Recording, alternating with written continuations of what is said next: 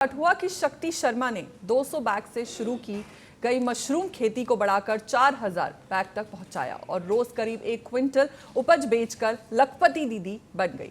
12वीं पास होने के बावजूद नौकरी ना मिलने पर शुरू किया गया ये काम आज उन्हें क्षेत्र की रोल मॉडल बना रहा है।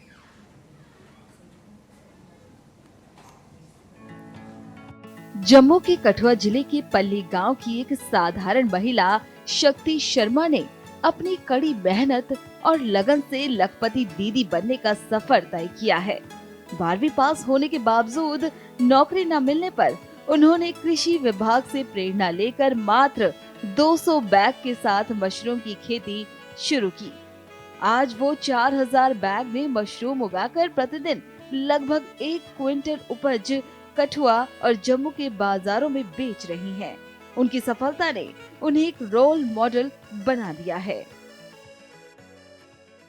मैंने ऐसे ही ये मशरूम का काम देखा तो अपने मायके में था कि लोग करते थे और उस टाइम इतना मुझे नहीं था कि इस काम को मतलब इतना गौर से नहीं था कि मैं करूँगी ये।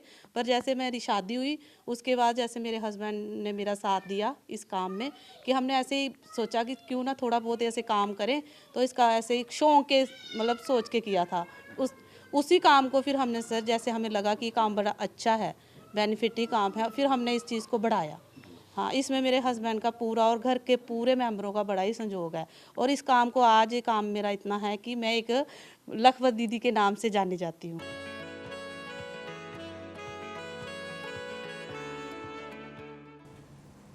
महाराष्ट्र सरकार में मंत्री नितेश राणे ने तपोवन में पेड़ काटने को लेकर ट्वीट किया। अपने ट्वीट में मंत्री नितेश राणे ने कहा कि नियम सभी धर्मों पर समान रूप से लागू होने चाहिए। तपोवन में पेड़ काटने का विरोध करने वालों से उन्होंने पूछा कि बकरीद पर होने वाली कुर्बानी पर भी आवाज क्यों नहीं उठाई जाती और सवाल सिर्फ हिंदू त्योहारों पर ही क्यों होते हैं।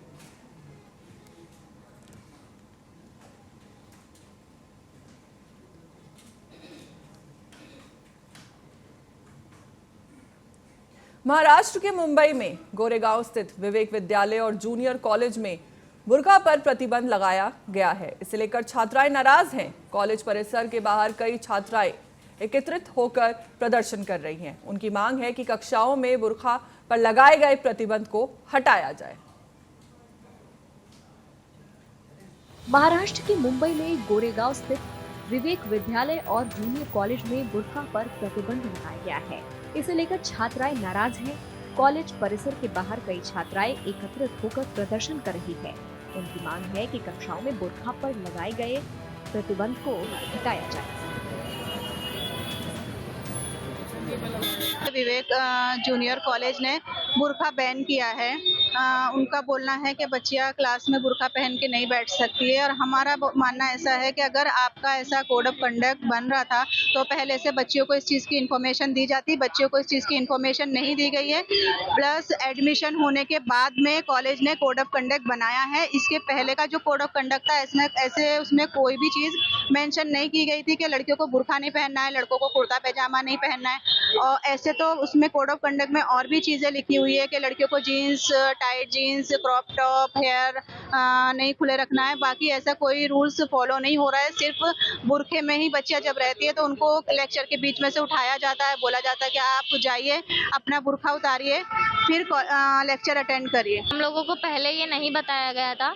जब लेक्चर्स स्टार्ट होने वाले थे उसके एक दिन पहले हम लोगों को ये बताया गया था कि नकाब वहाँ पर बैंड है। अगर हम लोगों को पहले ही बताया जाता तो हम लोग वहाँ पे एडमिशन